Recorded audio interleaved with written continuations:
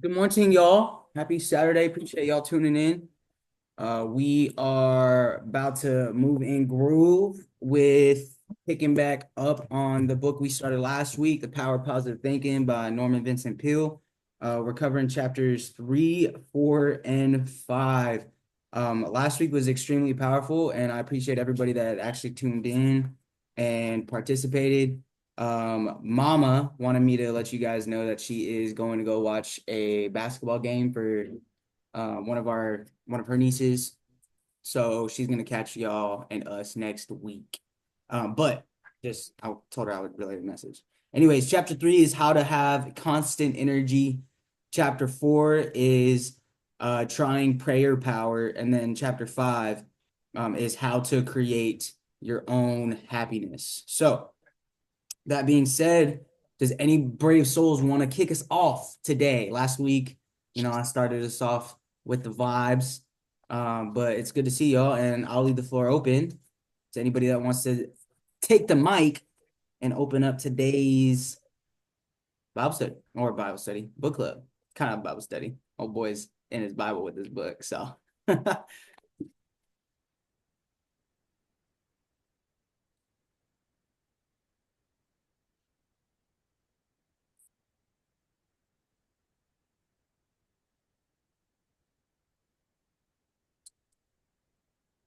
boom. Sam, you want to kick us off, bro? Yeah, guys. If you can hear me, is it working? Yeah, I can hear you, bro. Okay. I I seen actually, you, so I didn't know. yeah, yeah, yeah. Well, I'm washing dishes, so, Oh, okay. but, yeah, I didn't get to the book though, but I was really just tuning in to see if anyone was able to read it and I can gather what they got from it. Okay. It's been a testing season, so I Okay. got to get that one. No, you're good. I mean, you should read the book and get it when you can. 100%, yeah. Um, Amber, Roshizi, Donnie, did y'all read by chance?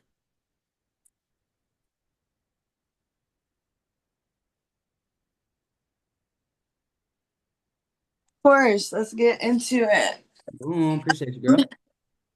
Okay, so sorry, I just turned on my computer. There's a lot going on over here. All right. Chapter 3, how to have constant energy. Trying to remember what this one was about.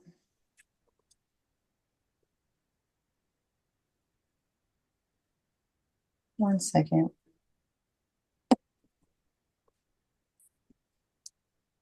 Bum, bum, bum, You can see this.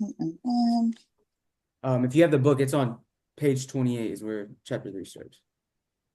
I know, I'm just trying to find like main point of how to have energy. Well, obviously can't remember that chapter right now. So let's go into power. So Um, prayer power, I really, really like that chapter because obviously it talks about the power of prayer. And one of the first personal development courses, or actually spiritual development courses I ever took was called Prayer Power. And I'm pretty sure my teacher at the time had based it off this chapter. Um, and, it just talks about the power of prayer, like really tuning in to yourself, tuning into God and really asking, having that consistent conversation. And so, in the back, it talked about having following 10 rules for getting effective results in prayer. And I just want to go through them real quick because in the Powerful Creator community, we talk about this all the time. We talk about praying all the time because literally, like, I really truly believe that if you tune in to your source, you tune into the power of God within you, like you are tapping into infinite intelligence, you are tapping into um everything you ever need, everything that like everything like is literally living inside of you, and we just have to really like tap into it. And I think about it like in the context of us, like we are students, we are learners, we're entrepreneurs, we are consistently learning so many things all the time. And um the only time it's important is when you're executing it like in this moment right now. Like the only moment that matters is right here right now all the time. Like it's only right here right now all the time. And so I remember one time I was talking to Marcus and he said, we were talking about communication or something. And he said, he was like, the hardest part of communicating is when you're actually communicating, like when you're actually in the moment and you have to um, actually communicate effectively. You know what I mean? Because you have to be mindful. Like there's so many different ways of communicating and like getting the result that you need, the result that's best for, you know, everybody. And that takes, like, it takes skill, it takes being present.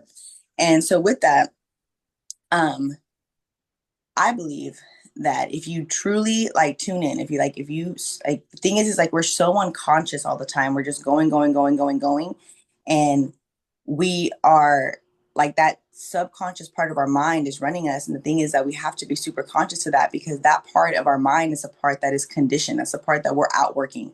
It's the part that was conditioned from where we grew up, from you know those beliefs that those limiting beliefs that we had growing up. Um, so we have to be conscious of them. So saying that to say that the way that you bring yourself to consciousness, the way that you bring yourself to this moment right here, right now, is through prayer, is by taking a moment and really tapping in to whatever it is that you're about to do. And there's this other word I like to use, or like whatever, it's the same thing, but um it's called segment intending. So like whenever you're going through to a different segment of your life or a different segment of your day, it's important to pause and like and pray essentially, but really like tune in into that next segment. Like ask yourself, okay, like I'm like, for example, when you get off of work and you're about to go into your house, that's a new segment of your day. You just ended going to work, you just ended driving, and you're about to walk in to your home. Usually we just keep going, going, going, going, going, right? But we don't realize that we can create every single moment that we want. So before you go into your house, pause, take a moment, tune in, pray, release, you know, the day, and tap into the emotion that you want to feel, the experience that you want to experience before you walk into your house. Be grateful for it, and then walk into the house. Um, Usually we don't do that. Usually we just keep going, going, going, and then if something happens around us, we blame everything else around us for happening. Um, and we have more power than that. We have more power than that, and so it comes down to praying. And really, like, I feel like sometimes the word prayer, because of the way that we grew up and because of, you know, maybe our religious beliefs, our religious experience, sometimes it could just be heavy, or there could just be like, um, I don't know, like these limiting beliefs around it. Like it might sound like super spiritual or super like, I don't know, religious or whatever. But really praying is just having a conversation. It's just having a conversation with God. It's just having a conversation with yourself because God lives inside of you and you tapping into that conversation with yourself. Praying requires you to be conscious and requires you to be conscious of yourself, you know, and when we're living out of integrity and, you know, we're making mistakes and we're not acknowledging them, and we're just going and we're just like putting stuff under the rug. Yeah, it's difficult to pray because you have to acknowledge yourself. You have to like look at yourself in the mirror and really ask yourself, like, how are you feeling? And if you haven't been doing that and, you know, life is a mess, it's easy to not want to do that. You know, it's to not want to do that, to not want to tap into, to stay distracted, to stay scrolling on the phone or talking to someone else or blaming anybody else. So I said all of that to say is I want to go through these steps real quick. Um, 10 rules for effective prayer. Set aside a few minutes every day. Do not say anything. Simply practice thinking about God. This will make your mind spiritually receptive. That right there is big deal. Like really do spend time just like thinking, just like allowing it to come in. That word receptive is really, really important because like we are receiving information, we are receiving downloads, we are receiving like, so here's the way I think about it. We are doing the work, right? We're doing the work, we're reading the books, we're showing up, we're taking the courses, we're praying, and we have all the power of God inside of us all the time. But we have to use that, right? Like in Think and Grow Rich talks about like it doesn't matter what the information that you use, you have to apply it. Like knowledge is not power, the application of knowledge is power. We do all this work, and what could be frustrating is that in the moment it like we have to do something, we don't know what to do, right? We don't know what to do, or we feel like it's the wrong thing to do, and we're like all scatterbrained because we know so many things, right? We have all this information. Well, the way that you tap into your next best step, to the next thing that is good, that is in alignment for you at the time, at that moment in time, is through tapping in and being receptive, because you receive like your next best step. Like, we have to understand that it's not us thinking, because the way that we think, we're outworking that. So if we sit here and brainstorm, like, what is my next best step? What should I do? Stop doing that, because you don't know. Because like, if you did know, then you would be doing it. So stop using like your subconscious mind, your thinking power, to figure it out, and tap into your prayer power and allow yourself to receive the next best step, like the inspirational thought. Okay. Pray orally using simple, natural words. Tell God anything that is on your mind. Do not think you must use stereotype phrases. Talk to God in your own language. He understands it. I really, really love this point because it's important. A lot of times, like, and this is my personal opinion, like, I don't have to take this on, like, whatever, but um, I believe it's really, really important to be extremely authentic when you're talking to God, and not to be in fear. Like, you need to cuss if you need to. You need to go there, like, obviously not curse at God, but like cuss, like, and allow yourself to express yourself, because you need to let that stuff out. And if you are afraid to express yourself in the sanctity of you and God, you are never going to allow your express yourself ever anywhere else. And so that is your safe space. That is a safe space for you to be who you are, and like, and just so it can come up and you can actually work through whatever it is you're working through.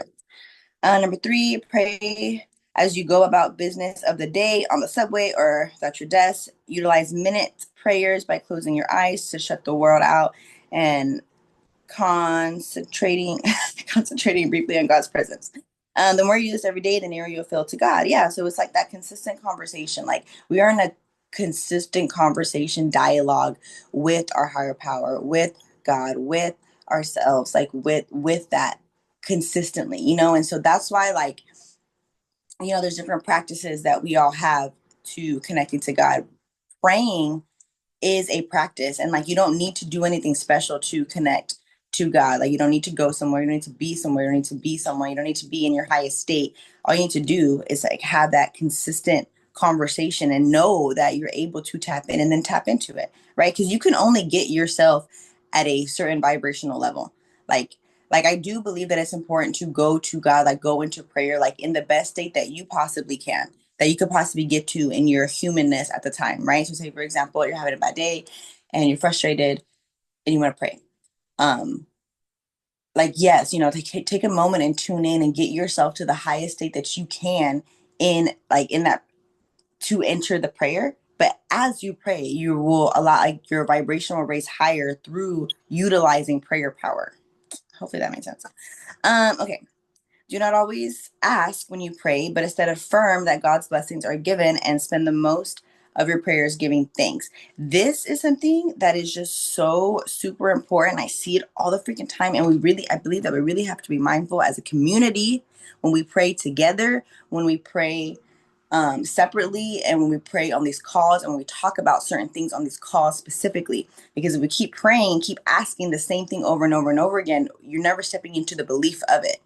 So we're never moving on into the actually receiving of it. We're just continuously asking for the thing. And the thing is like, after you ask, you must step into the belief of it. Like you have to live in the belief that it is already done. You can't ask again, because then you're just basically starting over again, and that is really, really important. There's so many times where, like, I've been in prayers, or I've been in conversations or situations where we're consistently praying for the thing. And it's like, we already prayed for that. We already talked about that. We already asked for it. It's here. Like, the thing is we have to understand that if we continue to keep asking for something and we're not stepping into the prayer, that we don't have the belief muscles that we say that we do. And that's a time for us to stretch them. And believing for something that you can't see, and having faith for something that you can't see, is difficult. But it's challenging. It's not easy, but it's simple, and it must be done. Like, we have to have that radical faith in it. And honestly, this one example is just like blaring in my mind. So I'm just going to say it. And I know it's relevant to every single one of us, but it's the problem of like paying rent. Like, if that is an issue that you have a problem that you have, there must be a point in time, and I talked about this on the Powerful Creator call recently. There must be a point in time where you no longer talk about that problem anymore, and you step into the belief, into the solution of it, and you live there. Like if that is a consistent problem that you have over and over and over and over again, at one point in time, you have to decide that you're not going to have that problem anymore, and you're not going to talk about it, you're not going to pray about it, you're not going to ask about it, you're going to live in the solution of it. So that's how I relate that to this. Pray with the belief that sincere prayers can reach out and surround your loved ones with God's love and protection. So pray for other people and know that you're sending good vibes out to everybody else. Never use a negative thought in prayer. Only positive thoughts get results. 7, always express willingness to accept God's will. Ask for what you want, but be willing to take what God gives you. If you may, it may be better than what you asked for. So like to me, that's just being mindful in the power of your words. Like one thing that I always say is, I'm grateful for what I have and I'm excited for more. And I'm grateful for what I have and I'm excited for more. And then always like when in my prayers as well, it says it may be better than what you asked for. So like whatever it is that you ask for, like, ask for that and be like, okay, God, like I want this. I'm excited for this. I'm asking for this. But I'm also willing, like if this is not in alignment for me, I'm also willing to let it go. Like if this is not what is in the best of my interest, if there's something better that you have for me, I'm with that too.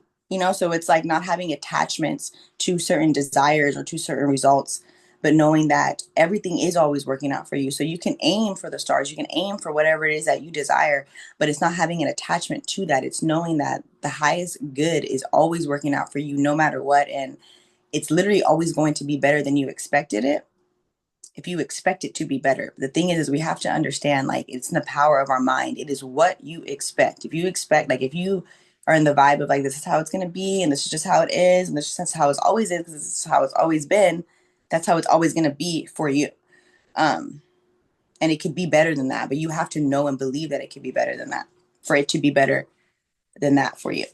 Practice the attitude of putting everything in God's hands. Ask for the ability to do your best and to leave the results confidently to God. To me, this means a lot of detaching, like just letting go and allowing, of knowing that at the end of the day, like, you're tuning in, you're praying, you're staying in a positive mindset, you are planting the seeds that you need to have, knowing that it's going to be taken care of, like knowing it's going to be taken care of and knowing that everything's going to be okay.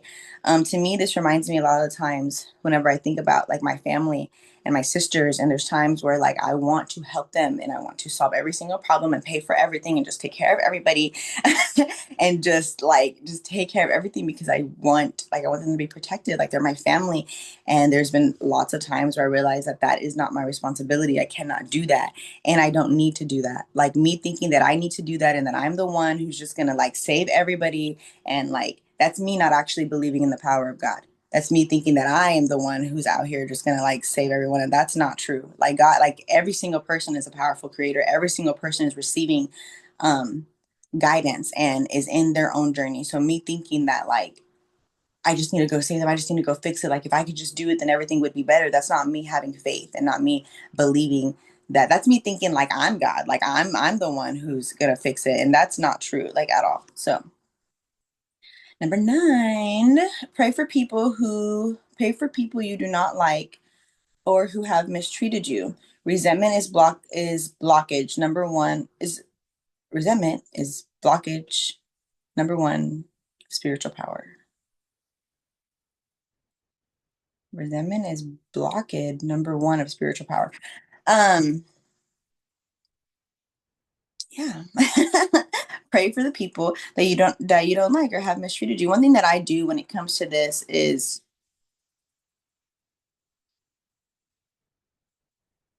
we have to get clear on what we want all the time. And so like if you're in a situation with somebody, the case is never like, well, we'll just see what they say. We'll just see what they're up to. We'll just see how they handle it. We'll just see what they do. And whatever they do, like, that's how I'll react. No, you are the powerful creator. What do you want? Do you want a relationship with that person or not? If you do not, then you have to go into your prayer power and create the the relationship that you want in the spirit. And this is what it means by that. Like if you want a relationship with that person, forgive it in the spirit, create it in the spirit, in your prayer time. Have that conversation that you would have with them in a person and imagine it going the way that you want it to go. And be in the state of already forgiving them. Like the thing is not needing anything from anybody. Like so many times we need people to say sorry. We need people to do this. We need people to do that. We need people to do these things to make us feel better. And that is not receiving. That's not the way that this life works. If you want anything, it's a law of sowing and reaping. If you want anything, you have to give, you have to plant. And so if you want a good relationship with somebody, you have to create that and you have to be in that, in the spirit of that, and assume that and act that way every single time. If you don't, because you don't have to be in a relationship with everybody, you release them in the spirit. You forgive them. You pray. You say, God, thank you so much for this experience with this person. I release them. I let them go. If they're not on my highest good. And you still don't, yeah, you don't hold on to like the pain or like the hate or whatever happened. Like you just release it and let it go. Like if this person is for me, and for me, it's not like I'm good with or without it. Yes. Okay. Make a list of people for whom to pray. The more you pray for other people, especially those not connected with you, the more prayer results will come back to you. Make a list of people and pray. The more you pray for other people, especially those not connected with you, the more prayer results will come back to you.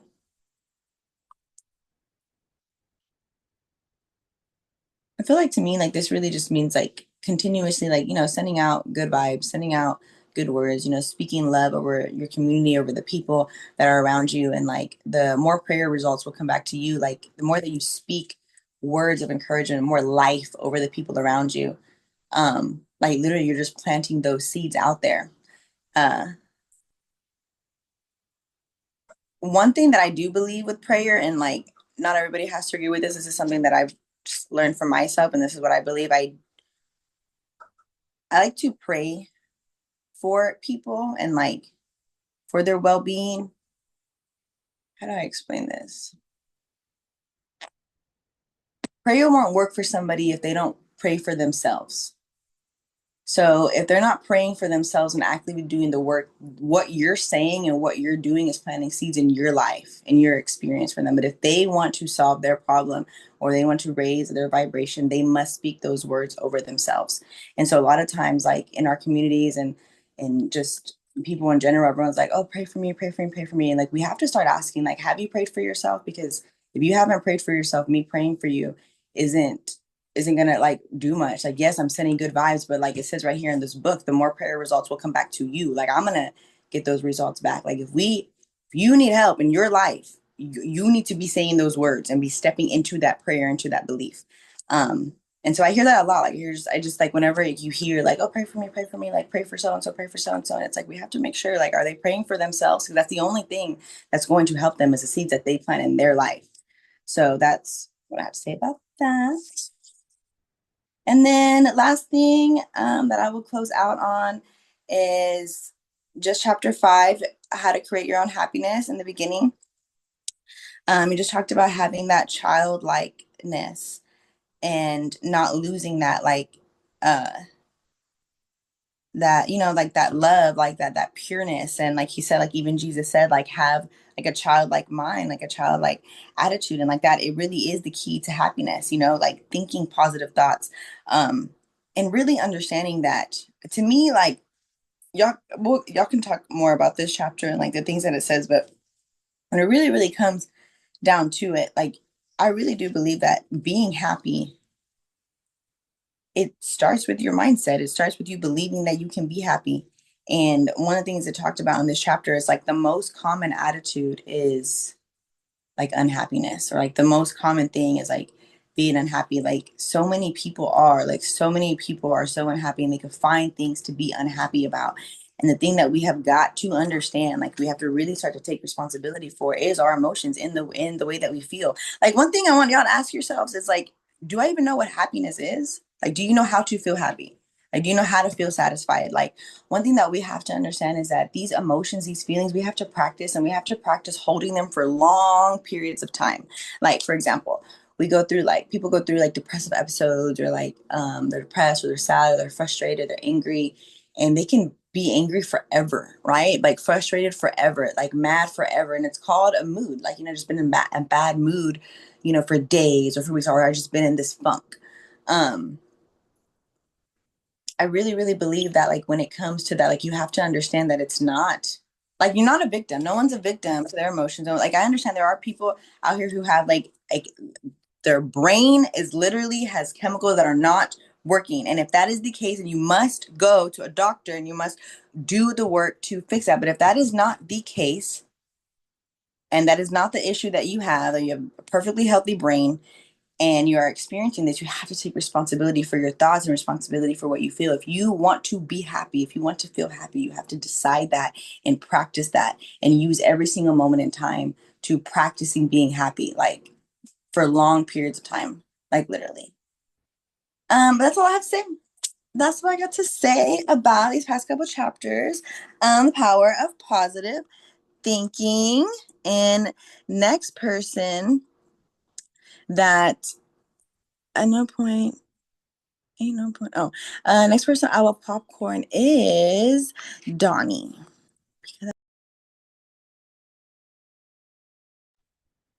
What's up, y'all? Just got done with the gym. Dues paid. Like, I'm sorry about this. Yo, shout out because it's like 3 years consistent. Shout out to Marcus and Mikhail. Um, I have I read the book or the chapters um this morning. I woke up early. I was like, I'm gonna hop on book club because I wasn't working and I really had plans. So and I wasn't busy. So um started reading and right off the bat or and getting into it, just chapter 4 about prayer was like, whoa, because I really took this week and really dove into like prayer. It's something I've been working on. Um and I mentioned it before last time I was on here about the tabernacle prayer and a sermon that Pastor Brad broke down on how to pray and just implementing that in my prayer life. Though I wasn't so consistent like I was this week. Like this week, literally like every day, every morning, every night, during the day, like I was finding myself praying a lot. Um, and in that, like going to God for whatever it is, and like knowing um he'll make way. There's nothing's impossible for him, and in that, just seeing like the relationships that I've mended um, within my church, who and where like I had to take responsibility in how I felt towards that person, and the resentment that I was holding, and like just letting them know, like, yo, and having those conversations and communicating that. And then just um, like seeing how everything is falling into place, like not so worried about finances or anything. Like I'm focused and locked in on like how I can improve and grow that area. And so been diving back into and invest in crypto and then trading, start uh, a funded account and like just having a less worry and less stress because of the prayer life that I've grew to have from where I was. Um, and so just grateful for that. And then going into happiness, what really stood out was where he said, "It's pity, for there are so many problems created by life itself and dilute our happiness, and it is indeed most foolish to distill further happiness within your own mind. And how foolish is it, or how foolish to manufacture personal unhappiness to add to all the other difficulties over which you have little or no control." So in that, I was like, "Whoa, that is like real." Like we oftentimes find ourselves in our head and like continue to let what's making us unhappy affect us, and we live in that as humans. And um, so like having that awareness and coming like reading these books, having that prayer life relationship with God, like um, you start to check yourself in a way like, well, hold on, um, like understanding your emotions and really like not being your emotions, um, and like really letting it go, um, and not letting it affect your day to day and your happiness. And that's something that I also like implement in my new relationship. Like I see a lot of times how we kind of get complacent in a way, and it's like things are just going by.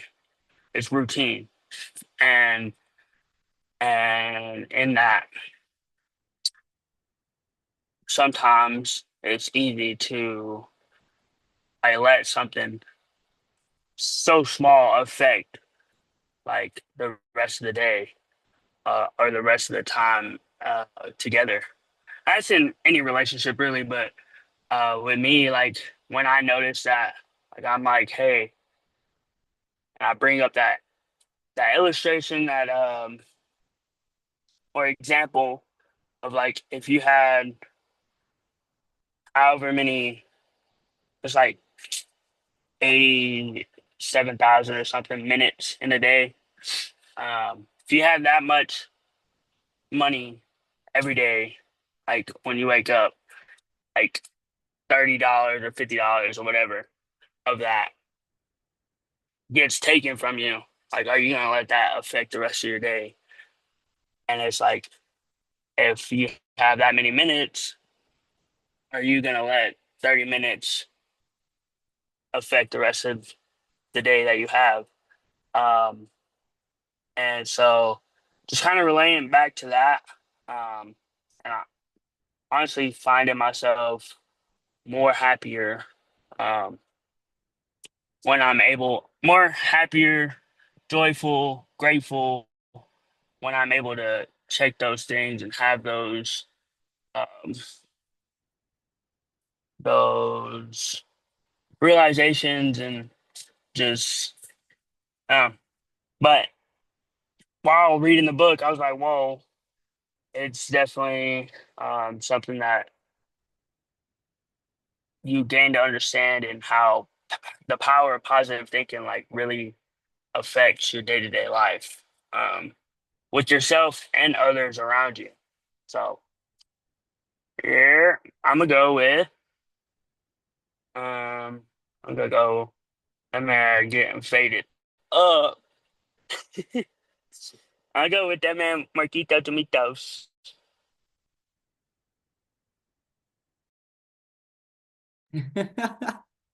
Yeah, hey, bro, I'm praying that what happened to me in Minnesota don't happen to you. You know what I'm saying? Y'all, Mikhail, so I don't know if the barber can hear me, but Mikhail sent me over to this barber shop when I was in Minnesota. And the barber that was supposed to be there was not there, so I got cut by a random. And although it could have been a lot worse, it was not the best situation. When I say I was heated for a little bit there, your boy was very frustrated. 'Cause I was like, bruh, set me up. That's all good, bro. I know you're taking care of it. Things look That's smooth. funny. And I appreciate, sorry, sis, I had to mute you, but I appreciate y'all's intakes on everything so far. I'm not gonna really touch on the power of prayer, even though it's my favorite chapter. That chapter completely changed my whole life. I am gonna touch on a couple things from it though, and then talk more about chapter 3 and 5 because I don't feel like much people have. So, the biggest thing was at the first or the second page of chapter 4, and he talks about this acronym that was on his wall, right? And it was a big neon light, and people would come into the house and look at this acronym. And I actually put it in the chat, but for those who just came in, I will literally, boom, copy and paste it. But this is something I tell myself daily. Like I literally have it written down in my daily affirmations, and I remind myself of it. It's APR PBWPRAA. And the whole goal of it was to be confusing. Like people would look at that on his wall and be like, what does that even stand for, bro? Like, why is that on your wall? And he did that purposefully so that people would ask. And he'd let them know it stands for affirmative prayers release powers by which positive results are accomplished. I am truly an avid believer of prayer. I feel like everything that you need, everything that you are missing, everything that will fulfill you is found in prayer. It's your lifeline to God, and it allows you to remain in motion with your purpose, and with the protection and provision that you don't even understand that you have fully, that you might not fully understand that you have entirely by God's hand over you. So I really love that acronym, and it's a great reminder, as Amber and Donnie talked about, like when you pray with confidence that God will take care of it, then that spiritual power allows that manifestation of energy to be coming in, because he says every problem can be solved and solved correctly, right, with prayer. There are there are 150 options when there seems, I've been watching the show called Suits, so I'm going to use an analogy that Harvey says, but when you have a gun to your head and there seems like there's no possible option, there's about 150 other choices you can make to get yourself out of that problem or that situation. You just have to have a solution focused mindset. That's the reminder of the analogy, right? Gun to your head, no other options. Are you focused on the gun on your head, or are you focused on the 150 other ways that you can get yourself out of it? And in the process, I think the one way that you can always go towards automatically is getting that reassurance, getting that clarity, and just praying to God. And prayer has done something significant in my life. He talked about and referenced a lot of the Gospels, so Matthew, Mark, Luke, and John throughout this chapter, as well as in the next chapter as well. But the Bible formula given in the book of Matthew is when there are two or three gathered together in his name, there he is amongst them. Jesus says, there am I in the midst of them. In Matthew chapter 9:29, Jesus says, according to your faith, it'll be done unto you. In Mark chapter 11:24, it says, what things soever you desire, when you pray, believe that you have received them and they shall be given to you. These are spiritual laws that were given by God and Jesus himself. And most people will go their entire life never even participating in it or just giving it a shot. If like you've never attempted this, right? And you've never fully put your entire belief in it, I urge you guys to do that today. Like instead of asking God to do something for you, thank him for it in advance and watch how he's going to actually work it out for you. Crazy, amazing example. I wanted to give this and then touch on the other part, and then I'll move on to another chapter. But a couple years ago when we ran Unlimited, we had a lot of things set up and a lot of sponsors pulled out, one of which was the entire venue we were supposed to have the goal setting event in. And when that happened, it was about less than 40 hours away from the event start time, and I had no idea what I was about to do. I literally got frustrated and annoyed because I had worked so hard trying to help put on a great event for a community at the time that didn't really realize how impactful experiences are into expanding your mindset. The only reason why I was putting my entirety on it, why I put my name and my credit and my money on the line for it, is because I understand the impact getting into a room with intention, learning with other people, and developing as a community does for somebody's life, period. I'm not just talking about business. I'm just talking about overall development of your character, the person that you are as a father, as a mother, as a sister, as a brother, as a friend, as a business owner, as a mentor, as a mentee, like just a better person overall. So I put my all into that. And I did so after months of prayer and being scared to do so because once I started that process, I recognized how much more I had bit off than I could chew. And I was like, whoa, there's a lot of moving parts. And I remember specifically asking God to help me in the situation. So when things started going left and right, meaning sponsors dropping and the venue that we already had at least 30 people paid for tickets for, went out went out the window. I remember I was chopping it up with Amber over the phone and we prayed. And the entire time we thanked God for delivering an opportunity and a venue, even though we did not know how. Y'all, not even 5 hours later, I got on the phone with my youth pastor, and he connected me with the pastor in or in Lake Travis. And he was able to literally give us a venue completely for free. And that was not me, y'all. That was not Amber. That was completely God.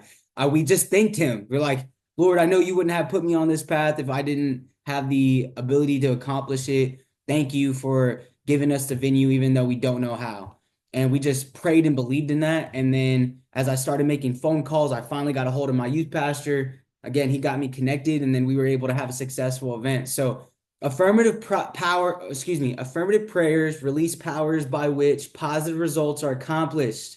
Like write that crap down and put it on your window. And like whenever you cannot remember what those letters stand for, ingrain those words in your brain so that you can literally write that and have that. I have a specific goal of mine to have that acronym put in my man cave or in my living room. I don't know. My wife at the time is gonna have to decide, but it's going up in the house somewhere. And I really do believe in the power of it. The only other thing I wanted to touch on is the formula he gave about prayerize, picturize, and actualize, right? He says, by prayerize, my friend meant a daily system of creative prayer. When a problem arose, he took it and talked it over with God very simply and directly in prayer.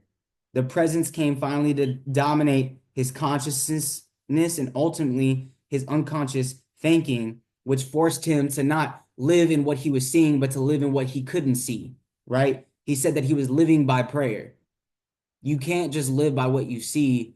Otherwise, you're going to be caught up in what is temporary. Everything that we physically are around is here today and gone tomorrow, meaning it's not going to last throughout the end of time. But the word, the truth, and prayer, all that, let's go. All of that is genuinely there in the unseen so that you can go and actually manifest it in your reality, right? Picturize. He says, the man who assumes success tends to already have it. You first pray about it and test it according to God's will, then print a picture of it in your mind as it's happening, holding the picture firmly in your consciousness. Continue to surrender the picture to God's will. I really want you to understand this. God's will, right? That is to say, put the matter in God's hands and follow God's guidance. Work hard and intelligently, thus doing your part to achieve success in the matter. Practice believing and continue to hold the picturization firmly in your thoughts, which means you have to do your part, right? I've heard an analogy that on a boat, there are two roles. There are those that steer and there's those that row. And with God, he makes it very clear he does not row. That is your job. He steers, he guides, he tells you where you're at. You know so because you spend the time believing in yourself and getting to know yourself. So overall, if you understand that, you have to participate in your own rescue. I know a lot of prayer warriors out here, they don't move in the faith, they just pray in it. And prayer can do a lot for other people. But in terms of you surrendering and allowing it to play out in God's will, you must work hard and intelligently, right? People do a lot. Don't, Denzel Washington says it best. Do not confuse motion with progression. It's completely different. There are a lot of people running around in circles going nowhere really fast. You can pray and sit there all you want, but if you're working really hard at the same thing, you're not working intelligently. He says that it requires both. You've got to think and then you've got to do, right? And then the last part comes in, picture actualizes. That which you have prayerized and picturized actualizes according to the pattern of your basic realizable wish when conditioned by invoking God's power upon it, and it moreover you give fully of yourself to its realization, right? Give fully of yourself. I believe that in order to operate in full belief, it requires all of you, not a part of you, right? Mediocre people, I have learned, can buy into something. The top 1%, the top 5%, they go all in with something. There's a difference. You can buy into something and then you can be all into something. For years of my life, I was completely just bought in. I was bought into the idea of living for more. I was bought into the idea of serving and leading people. I was bought into the idea of helping my family out, but I wasn't all in. And I definitely wasn't praying as if it was already done. I was praying, asking for help, and then turning to other things. And even in my strength and my faith today, I still find myself struggling with it. It's a continual battle, but you just have to have the willingness to believe, right? And going into chapter 3, having the constant energy, he says it like every other book we've read. He says, get in your Bible, like read the Bible. Like if you haven't, why wouldn't you? Like just see for yourself, seek and find out. I know there's some people that have developed and have dove into their own studies about other religions or whatever the case is. He says it like this: principles of Christianity scientifically have utilized and have been proven that can develop an uninterrupted and continuous flow of energy into the human mind and body. For example, it has been scientifically proven that the same area of your brain that houses anxiety also houses gratitude. The reason why they know this is because when you hook someone's brain up to an MRI where you can see the electrical signals in the brain, when somebody was anxious about something, the area of the brain that lit up also lit up whenever they were expressing gratitude and thankfulness for something. Here's the caveat to that. Both cannot exist in the same space. So if you're choosing anxiety, it's harder to see what you're grateful for. If you're choosing gratitude, it's hard to focus on what is making you anxious or worried, right? And thousands of years prior to this being scientifically studied and proven, it was written in the Bible. It says, do not worry about anything, but instead with prayer and petition, give gratitude and all things will be given to you. Like those that believe in those words practice it and they saw those changes. Now it's also proven through science, and it's not no joke, bro. I really do think that if you take it fully for what it's worth, your whole life can change. He says that God is the source of all energy, energy in the universe, atomic energy, electrical energy, and spiritual energy. Indeed, every form of energy derives from the Creator. The Bible emphasizes the point when it says, he giveth power to the faint, and to them they have no might, he increaseth their strength. That's in Isaiah chapter 40, verse 29. In Acts chapter 17, verse 28, it says, in him we live, that is to have vitality and move, to have dynamic energy and have our being attain completionist is what it said. So in order to establish the flow of energy, you've got to be able to overcome the inevitable of being burnt out and getting tired, right? He says, like, immerse yourself in something that you can lose yourself in. Get interested in something, get absolutely obsessed by it, throw yourself into it with abandon. I don't think people understand that word. Get out of yourself, be somebody and do something. The surest way to become tired is to lose yourself in something in which you have a profound conviction. Why are you not tired after making 7 species? After 7 speeches, he asked, And the guy that responded said, I believe absolutely in everything I said in those speeches. I'm enthusiastic about my convictions. I am very convicted in my willingness and ability to serve people and not seek anything in return. I am committed and convicted to live a life that was embodied by Jesus and not by anything else. And what Jesus taught me and what he also expressed in the book and him talking about what he learned is that God is in you. To have God's rhythm, we develop a normal tempo within ourselves and energy flows freely. If you guys remember the 7 spiritual laws of success, the law of least effort comes by which of acceptance, understanding that God is within you. And if you get in tune with the time synchronization of the Almighty God, the truth vibrates at that tempo. You will attract the things, you will express the things, you will live in the things that give you the reassurance that you really want. And you can relax physically because over and over again, it's been proven that which you think becomes that which you feel, and that what you feel affects what you do physically, outwardly, your emotions, your expressions, your strength, and your energy. So the notes that I had made at the end of this chapter is read the Bible, God is in you, lose yourself in something interesting to you, and God is the source of all energy. You seek more energy and power through him, not in other things. Period, point blank. And then chapter 5, right? I think Amber hit it right on the nail. Like, don't lose your childlike faith. Like, go about life with the expectancy and the curiosity that a kid does. I love being around my niece and my nephew. It's I look forward to when I have kids because they are a constant reminder of being in awe and in in love with God's creation. Like if you see a kid look at a flower or be amazed by things, you can see the joy that comes from God. And honestly, it's not anything. Like a kid doesn't know anything about societal structures, about cultural norms. A kid doesn't know anything about differences in color. They don't know anything in terms of how the world operates, yet they are extremely expressive in their emotions and they are joyful when it comes to understanding the world around them, right? And I think we can learn a lot from kids, just as much as we can learn a lot from people who are a lot older than us.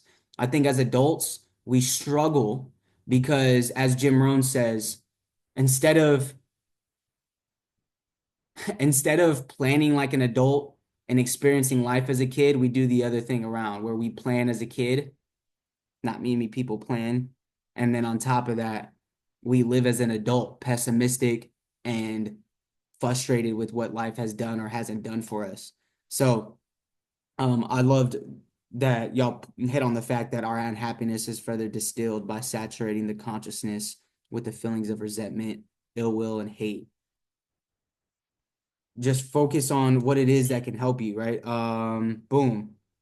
So he says, power positive thinking, right? He goes, the happiness habit is developed by simply practicing happy thinking. Make a list mentally of happy thoughts and pass them through your mind several times a day. If an unhappiness thought should enter your mind, immediately stop, consciously eject it, and substitute a happiness thought. Every morning before arising, lie relaxed in bed. Each happy experience you expect to have during the day, savor their joy from the moment you wake up.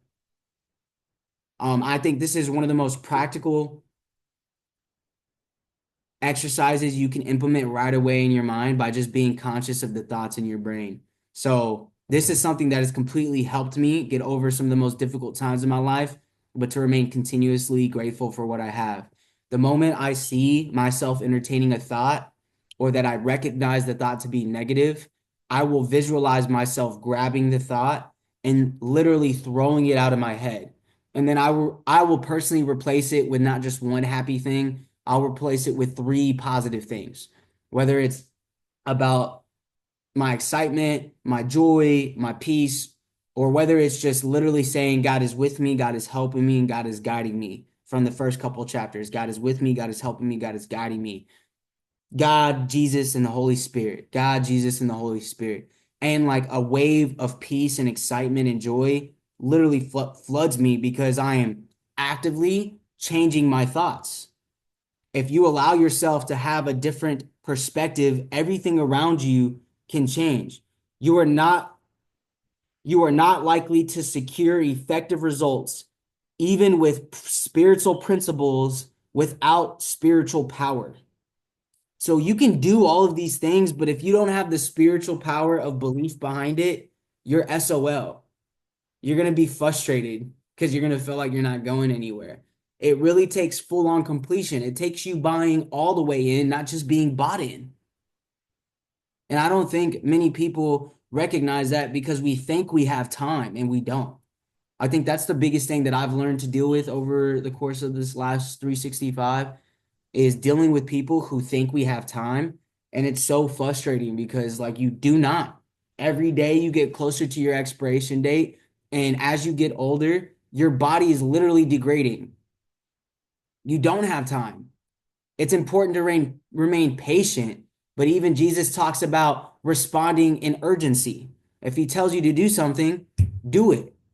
Whenever he healed the man that was paralyzed by being brought down from the roof from his four friends, he told the man, get up and pick up your mat. And in scripture, it has the words, immediately the man got up, picked up his mat, and went out. It's urgency.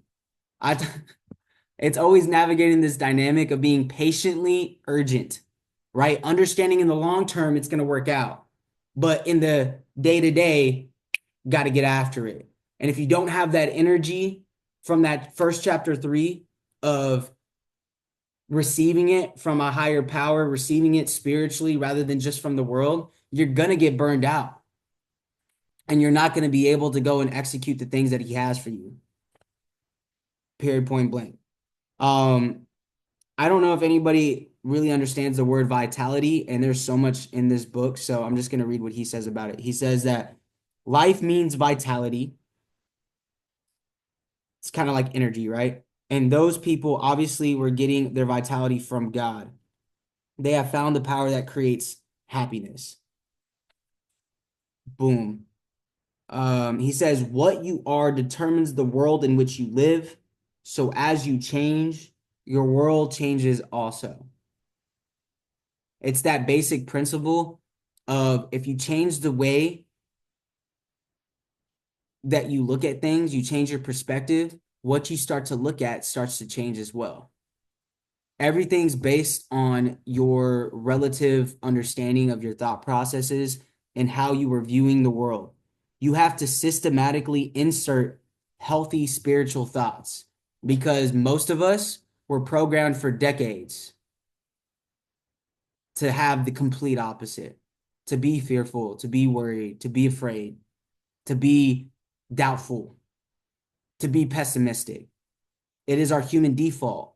And for years, we were told what to do, how to operate, whether that be by your family, your communities, or the school system.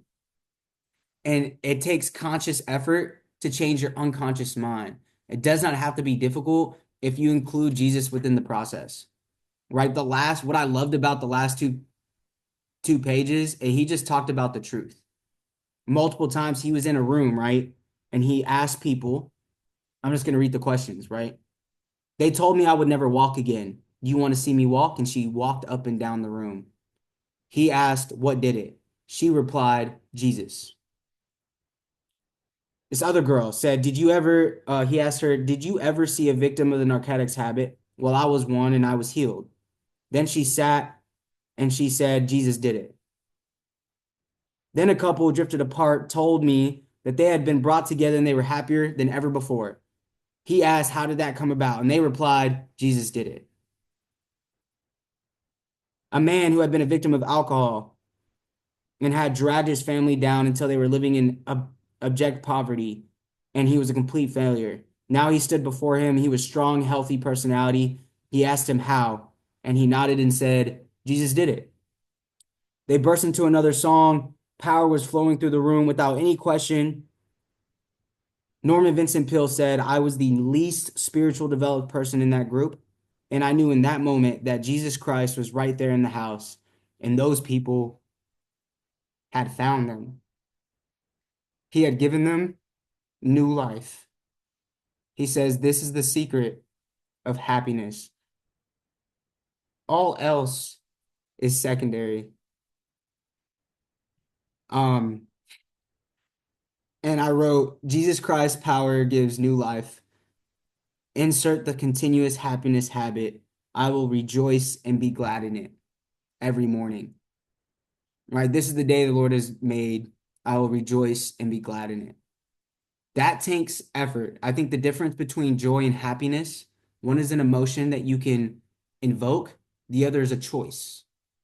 We all have joy. We just have to choose to operate in it. Are you focusing on the things you're grateful for? Or are you focusing on the things that are difficult?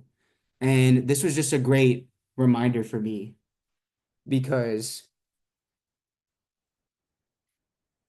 I've had the most trying season in my entire life.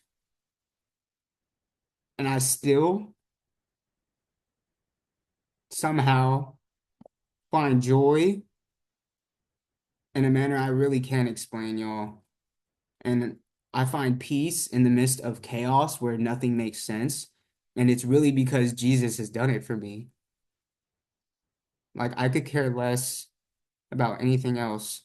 I'm just grateful that regardless of who I feel like is in my corner or who believes in me or who loves me, I know that I literally have somebody who loved me enough to die for me and gives me a chance at new life every single day. Every single day. It's not just one day. It's not when I'm just doing everything great and more efficient than I have been. It's not when I've literally, excuse my language, it's not when I shit the bed and fucked up hella bad and he gives me renewal. But it's genuinely the fact that, like, yo, he has blessed me more than I could ever imagine. And, I'm just grateful for it. So if I just urge you guys might know Jesus, but if you haven't fully allowed him to, like, walk and give him your ability to just let him be in your life every moment of every minute. And that consistent interaction will give you that joy, will give you that ability to believe in the prayers that you're saying and you're talking to him about, and will furthermore allow you to actively go and dive into the fact that you can have an unlimited amount of energy to carry out what it is you need to do, right? When you feel like you don't want to, one of the things that I do, especially when I'm about to run, because I hate to run, or especially when I go work out and I'm exhausted and frustrated with the day, I literally tell God, I'm like, Jesus, please just give me the strength because I ain't got it in me today. I really can't run. I really can't lift this weight. I'm exhausted. And he'll help me and he gives me that assurance. So I appreciate y'all. I know that a lot of people might have not read and we had a kind of short group today, so that's kind of why I went in a little bit. But these chapters are extremely powerful and definitely had a crazy paradigm shift in what I got going on. But Imani, you got the floor, girl. Much love. I appreciate you. Hello, everybody. Thanks for that, Marcus. I felt good. It felt like very releasing and put me in a good vibe. So, I have just really two takes. The childlike, like thinking and being like childlike wonder is so powerful. I do a lot of work within myself with my inner child, and bringing that person out is that's where the playfulness and the joyfulness comes from. Like you said, Marcus, when people like are moving in their adult ways, which can be very pessimistic because the older we get, the more experiences we have, and the more experiences we have, it ranges. Those experiences range from what we perceive as negative and what we perceive as positive. And yeah, so, keeping that inner child alive is such a great way to keep that positive mindset. And because we're not jaded, I'm not saying I'm jaded now, and I'm not saying anybody else is. It's just, sometimes those moments are of like, I guess, discontent come into play where you think about all the crazy things you've gone through and those feelings of grief and sadness or others pop up. And I mean, energy and motion, man, you kind of just got to feel it and let it go and go through it and keep that joyful playfulness that, like, having the inner child alive and well. So, yeah, that's really cool. I love that because I have definitely had to do that over the years with just certain disappointments that I've had in my lifetime. And now that I'm older, I realize I'm like, oh shit, I can still do all of that stuff. Even though it wasn't given to me, like I can give it to myself. Why not? And that's a form of self-love. Brings me a lot of joy and positive thinking of all the things I've always wanted to do. And like I've slowly been but surely been doing some of them. And my mindset has been like alive. My heart, I feel it in my heart space and my soul rather than in this mind and this ego that is just a lot to bear as a human. And the vitality, oh my God, that's what I wanted to say. The vitality is such high energetic. It's that positive. You are thriving when you are living in vitality. You are really experiencing life. When your vitals are good, your vitals are good. When you flatline, you flatline. You feel me? So Yeah. the other the other take was I think the third chapter. Oh, and experiencing these burdens of worry and stress, anxiety, and how it can come out in the body. That is absolutely true. I have been up on that for a while now. Um, I have no clue what that book Amber has. It's like literally a book of different ailments coming from certain emotions. And then the more deeper I got into it, there's so many connections. I think that was in some of the books that we were reading, even this one, talking about how like these, and I could be getting this confused just because I've read so many books with these instances in them. Mhm. But hold on.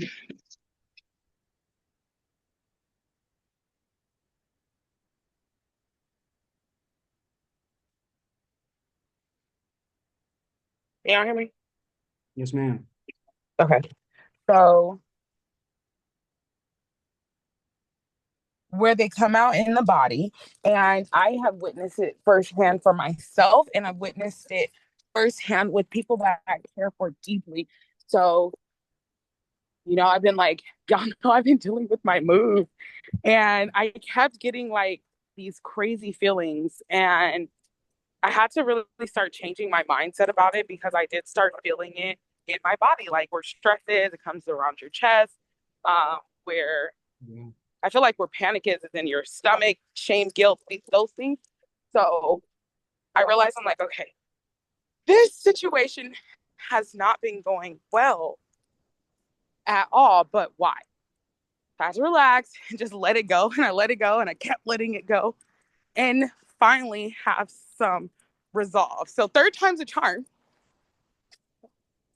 And I feel free. Like I feel very good about where everything has gone and what's happened. So I appreciate this book for that. I definitely have a lot of different beliefs in what he's talking about. So yeah, it's just touching. It's touching my soul right now. So I don't know who else has gone. Mikkel? Yeah, Mikhail's just gonna close us out. He might be All right, walking from the period. barber shop. I appreciate you, Imani, and I feel that. Yeah. I feel like I've been like whenever I get the chance, if I see a basketball court, I'm going in there. You know what I'm saying? Yeah. I literally miss hooping as much as I used to. And like the gym I go to doesn't have a court, but anytime I get the chance with a ball and the hoop, I get to like lose myself and just having some fun. Was that a cat or what? Was that a dog? You saw that? Yeah, yeah. It just like there's two Look like cats. I don't Garfield. know. Look like Yeah. Garfield. Now, but I definitely hear you in that. And it's definitely like it frees your mind because you find yourself lost in the present moment, right? Like you Yeah, get absolutely. so I agree with you wholeheartedly. Boom, well, Mr. Steele, bro, you got the floor, man. Close this thing out. Big dog.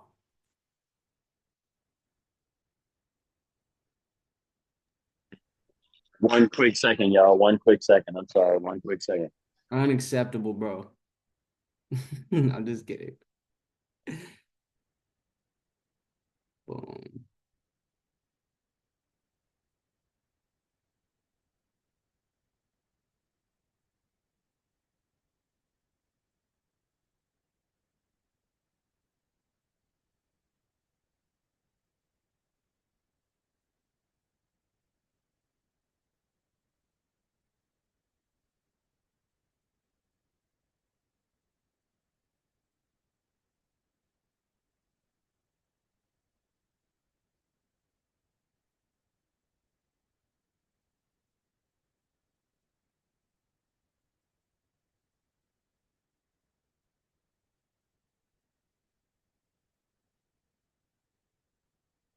What is charging me? $16.23. Oh, that's Dropbox.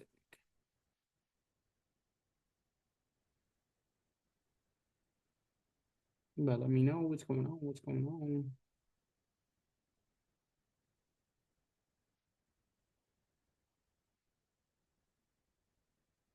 And I've been thinking about it.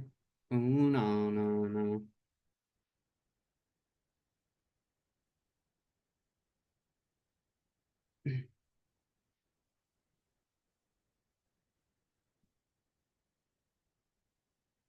We gotta stay so far.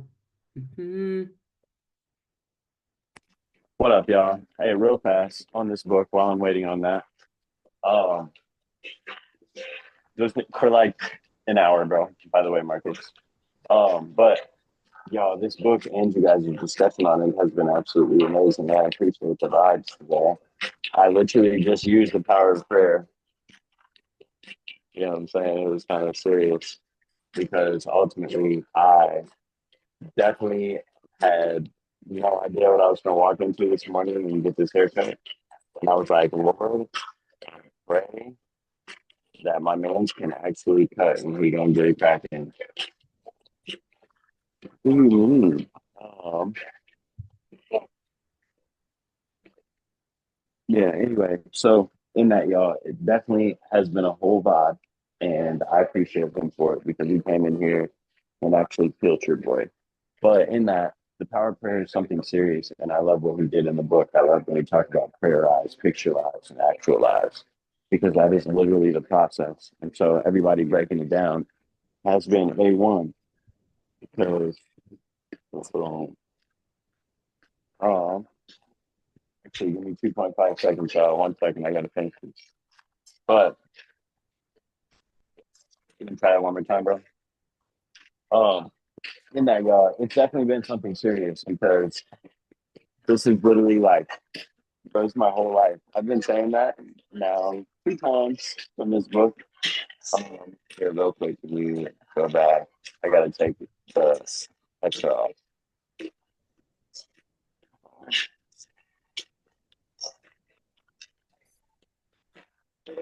And so, in that, hold on, y'all, 1 second. I'm gonna get my butt outside. Thank you, bro. Have a good one, man. Thank you. All right. In that though, I literally have a good day, y'all. Appreciate you guys, by the way. Hey, is this so? This is LA. Can I have this outside? No. I should down it. Okay.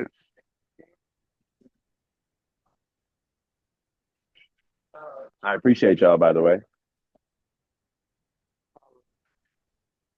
About to go on a cruise, and I was terrified walking in here. I ain't gonna lie to you. I was terrified because I was like, man, I didn't look y'all up on Instagram or nothing. And I was like, yo, I'm on my book club right now. We're talking about this book, The Power of Positive Thinking. It's by Vincent Peale. And I was like, all right, I'm going to do what the book says. And I'm going to say a quick prayer when I get off of this line. And I'm going to pray when I walk in here. And then my man's like, yeah, my boy in the back can get you. And I'm like, all right, bro, you know what I'm saying? Let's get it. And he peeled me. So I appreciate y'all, man. Y'all raising some good barbers. Minnesota. Oh, yes, sir. Yes, sir. I'm going on a cruise today. So I might slide back on Friday. Cabo and Ensenada. Yes, sir, bro. I'm gonna, man, listen, it was -5 at home and snowing yesterday. So I'm outside. I appreciate y'all. God bless. But that was literally what I was trying to say to you guys, squad. Figured I'd give like an actual thank you to the men who own the barbershop. I looked them up on Instagram while I was in the chair, and it was dope. So in that though, the power of positive thinking works, man. I literally visualized what type of haircut I was gonna have on this trip. I literally sat there and was like, you know what? This man's about to give me exactly what I need because my cousin is very unreliable. I just boop boop boop. And she was supposed to cut me and just blew me off all week and all weekend. So in that, here we are. And it's crazy, y'all, because literally this stuff works, man. Like it's not a game at all.